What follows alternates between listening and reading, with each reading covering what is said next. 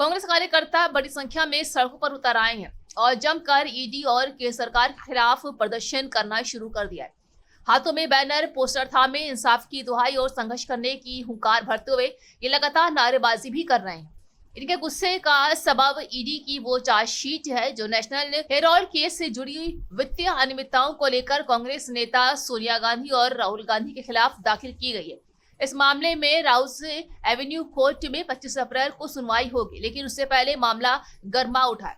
वहीं इमरान प्रतापगढ़ी भी इस बात को लेकर भड़क गए हैं। उन्होंने क्या कहा है और कांग्रेस कार्यकर्ताओं ने क्या कहा है, आप देखिए इस वीडियो में।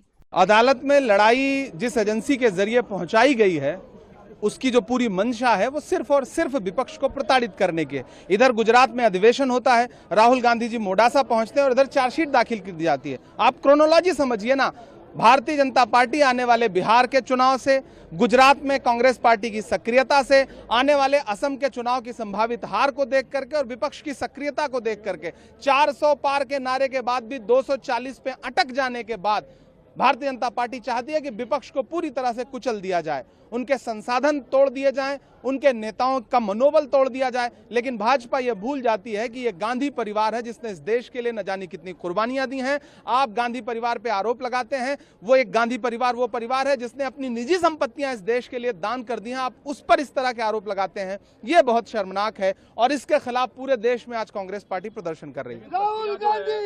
बिल्कुल, हमारे लोग आक्रोशित हैं, जनता आक्रोशित है, कांग्रेस का कार्यकर्ता आक्रोशित है।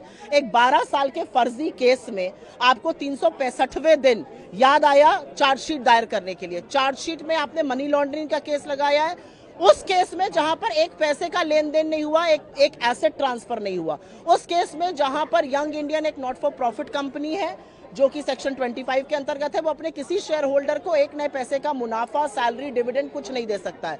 एक ऐसे केस में एजेएल जो नेशनल हेराल्ड छापता था उसके खिलाफ आप ये कर रहे हैं। असलियत ये है कि ये नरेंद्र मोदी जी की प्रतिशोध की राजनीति है, ये मोदी जी की घिनौनी राजनीति है और इसका सामना हम कोर्ट में करेंगे। लेकिन जो लोगों का आक्रोश है, जो जनता आक्रोश है, जो हमारे कार्यकर्ताओं का आक्रोश है, वो बिल्कुल आपको दिख रहा है, क्योंकि ये दिखाता है कि नरेंद्र मोदी जी डरते हैं, वो हमारे नेता से डरते हैं, वो उन मुद्दों से डरते हैं जो हम उठाते हैं और वो कांग्रेस का जो संगठनात्मक ढांचा तैयार हो रहा है उससे भयभीत है, घबराए हुए हैं। गुजरात अधिवेशन से बिल्कुल, क्योंकि हमने उनके गढ़ में घुसकर उनको ललकारा है और असलियत यह है कि गुजरात का एक बहुत सक्सेसफुल अधिवेशन हुआ, नरेंद्र मोदी जी के चूल्हे हिले हुए, उनको पता है कि यहाँ पर दिक्कत होने वाली है।